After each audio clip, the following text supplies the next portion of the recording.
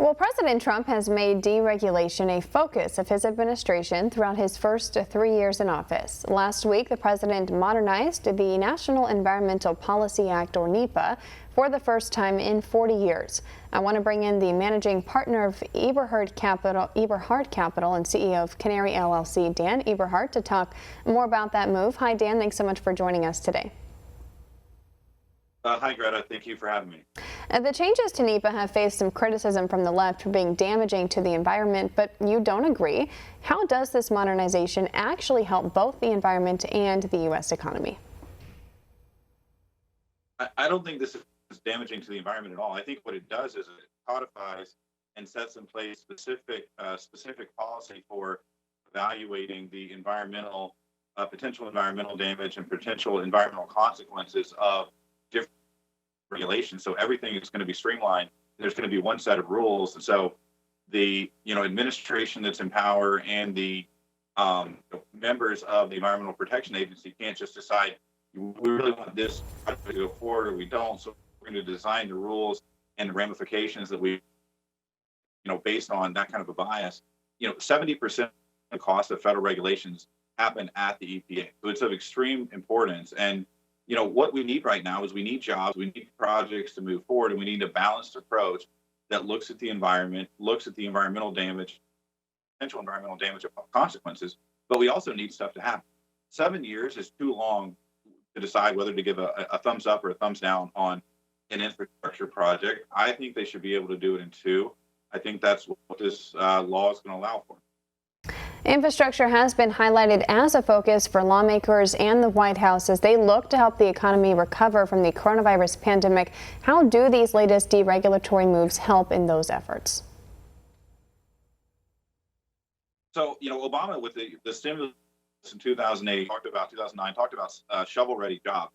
And that's one of the problems is to build a refinery, to build an airport, to build, some kind of big underground, a big structure, the big underground component, potentially takes up to 7 years to get a yes or a no out of the EPA. In that time period, funding changes, finance changes, state and local government subsidies change. Nothing waits that long. And so a lot of these projects don't happen or they get delayed yet again. I think that there should be a streamlined process that weighs the jobs provided and the economic impact against the environmental costs and potential environmental damage, and gives industry and local governments, relatively quick guidance. Again, I'm not saying make a rash decision. I'm saying take 2 years, decide what the environmental cost of a project is going to be, and then give it a green light or a red light. Don't take 3, 5, 7 years to decide something, in which case, half of the decision makers at the table may have changed. A lot of projects are dying by inertia of the federal government procrastinating. No decision is a decision. And Trump moves at the speed of business, and the prior administrations haven't. I think that's a microcosm of what's going on here.